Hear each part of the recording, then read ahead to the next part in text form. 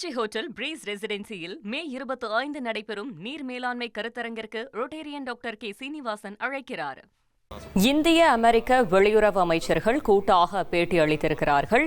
அது மட்டுமின்றி சில மணி நேரங்களில் நல்ல செய்தி வரும் என்றும் அமெரிக்க வெளியுறவு அமைச்சர் மார்க்கோ ரூபியோ தெரிவித்திருக்கிறார். மேலும் தகவலை செய்தியாளர் ரமேஷ் வழங்கிட கேட்கலாம்.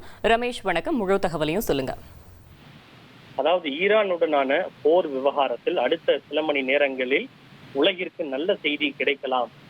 அந்த நல்ல செய்தி ஹார்மோஸ் நீரிணை தொடர்பாகவாவது கூட இருக்கலாம் என்று அமெரிக்க வெளியுறவு அமைச்சர் மார்க்கோ ரூபியோ அவர்கள் தெரிவித்திருக்கிறார். அவர் என்ன செய்தி என்பதை தெரிவிக்கவில்லை. ஆனால் குறைந்தபட்சம் ஏதாவது ஒரு நல்ல செய்தி இருக்கும். ஆனால் அந்த நல்ல செய்தி என்பது இறுதி செய்தி அல்ல என்று தெரிவித்திருக்கிறார். எனவே அது போர் நிறுத்தம் தொடர்பானதா, அல்லது போர் நிறுத்த ஒப்பந்தத்தை நீட்டிப்பது தொடர்பானதா, அல்லது ஹார்மோஸ் நீரிணை தொடர்பானதா என்பது ஒரு தெளிவான ஒரு தகவல் இல்லை. குறிப்பாக அரசுமுறை பயணமாக இந்தியா வந்திருக்கக்கூடிய அமெரிக்க வெளியுறவு அமைச்சர் மார்க்கோ ரூபியோ, இந்திய வெளியுறவு அமைச்சர் ஜெய்சங்கர் ஆகியோர் டெல்லியில் உள்ள ஹைதராபாத் இல்லத்தில் சந்தித்து இருதரப்பு உறவுகள் தொடர்பாக பேச்சுவார்த்தை நடத்தினர். பேச்சுவார்த்தைக்கு பிறகு இரு நாடுகளுடைய தலைவர்களும் கூட்டாக செய்தியாளர்களை சந்தித்தனர். அப்போது பேசிய மார்க்கோ ரூபியோ அவர்கள், இன்று உலகளாவிய அளவில் மிகப்பெரிய பிரச்சனைகளுக்கு தீர்வு காணும் ஆற்றல் உலகில் வெகு சில நாடுகளுக்கு மட்டுமே இருக்கிறது.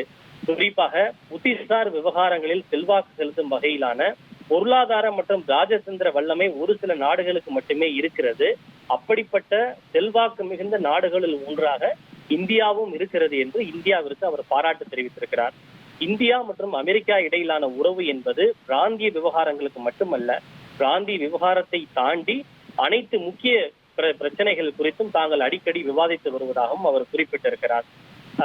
அண்மையில் அமெரிக்காவில் சில குடியேற்ற விதிகளில் திருத்தம் செய்யப்பட்டது என்று குறிப்பிட்ட அவர், அந்த குடியேற்ற விதிகளில் திருத்தம், நவீனமயமாக்கல் என்பது இந்தியாவிற்கு மட்டுமல்ல, அது உலகளாவிய அளவில் நாங்கள் மேற்கொண்டு வருகிறோம். ஏனென்றால் கடந்த சில ஆண்டுகளில் அமெரிக்காவை பொறுத்தவரை 2 கோடிக்கும் அதிகமான நபர்கள் குடியேறி இருக்கிறார்கள். குடியேற்ற பிரச்சனையை நாங்கள் எதிர்கொண்டு வருகிறோம். எனவேதான் நாங்கள் குடியேற்ற விதிகளில் சில மாற்றங்களை கொண்டு வந்து நவீனமயமாக்கி இருக்கிறோம். அது இந்தியாவோடு தொடர்புடையதல்ல, இந்தியாவுக்கு மட்டுமானது அல்ல என்றும் அவர் குறிப்பிட்டிருக்கிறார்.